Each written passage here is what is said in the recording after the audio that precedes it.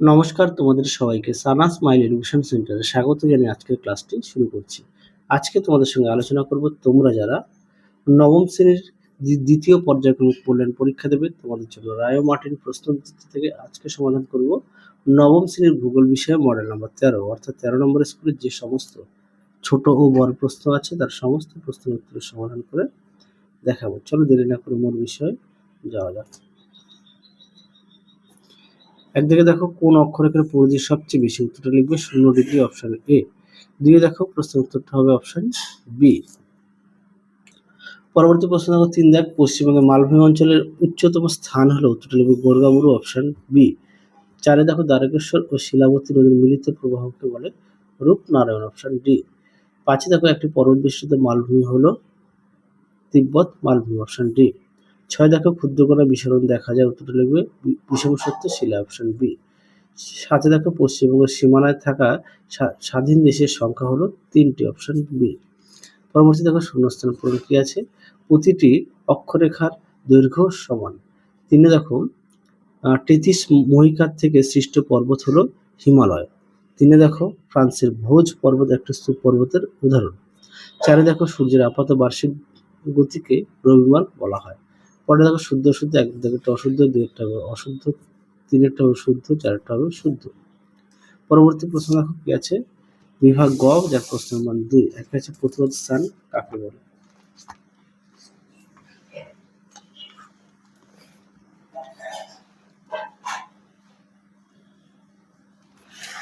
দেখো প্রতিবাদ স্থান।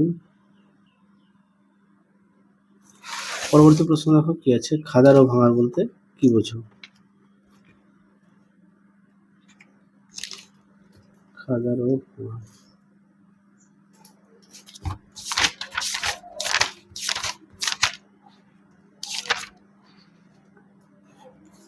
তুমি পার্থক্য থেকে লিখে দেবে, হ্যাঁ, খাদার ও ভাঙার সঙ্গে একটু উদাহরণ দেবে। পরবর্তী প্রশ্ন দেখো অধঃপাত বলয় কাকে বলে, দেখো প্রশ্ন উত্তরটি লিখে দেওয়া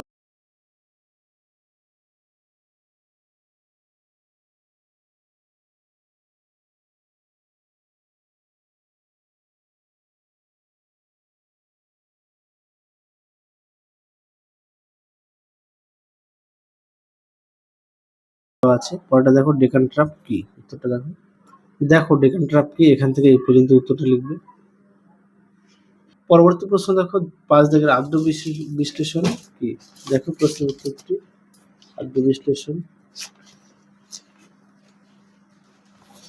দেখো প্রশ্নের উত্তর সুন্দর করে দেওয়া আছে, তোমরা অবশ্যই পড়ে নিয়ে লিখবে। পরবর্তী দেখো পশ্চিমবঙ্গের পর্যটন মৃত্তিকার বৈশিষ্ট্য লেখো। দেখো প্রশ্নের উত্তর পর্যটন মৃত্তিকার বৈশিষ্ট্য। দেখো প্রশ্ন উত্তর পর্যটন মৃত্তিকার বৈশিষ্ট্য, এখান থেকে লিখবে, অবশ্যই পয়েন্ট দিয়ে লিখবে এই পর্যন্ত। পরবর্তী প্রশ্ন দেখো কি আছে, পরবর্তী প্রশ্ন হচ্ছে বিভাগ ক্ষয়ে একে আছে প্রশান্ত মহাসাগরের উভয় পাতে এত আগ্নেয়গিরি তৈরি হলো কেন। দেখো প্রশ্ন উত্তরটি।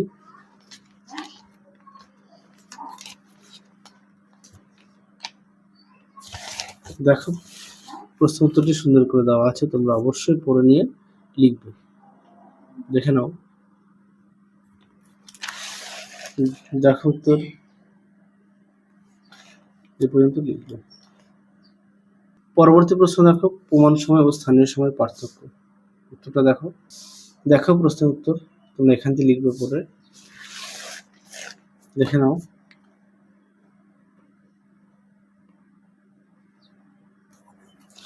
পরবর্তী প্রশ্ন দেখো কি আছে, আবহবিকার ও ক্ষয়ভবনের পার্থক্য,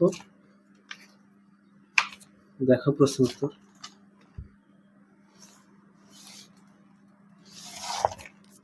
দেখে নাও উত্তরটি, অবশ্যই বিষয় উল্লেখ করবে।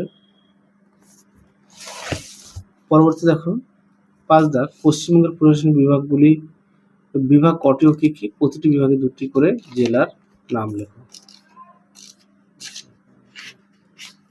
দেখো প্রশ্ন উত্তরটি, মোট 5টি প্রশাসনিক বিভাগ, দেখে নাও।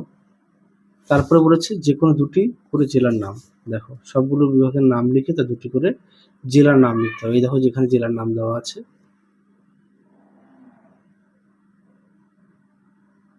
জলপাইগুড়ি বিভাগের জলপাইগুড়ি কোচবিহার দেবে, মালদা বিভাগের মালদা মুর্শিদাবাদ, মেদিনীপুর বিভাগের পূর্ব মেদিনীপুর পশ্চিম মেদিনীপুর এরকম করে দেবে।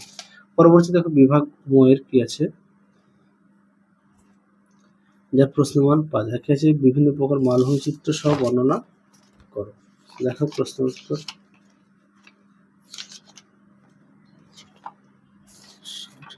দেখো প্রশ্ন উত্তরটা দেখো।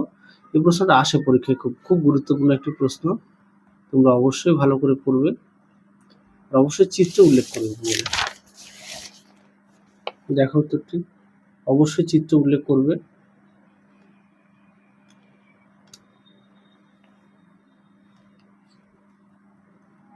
দেখো উত্তর।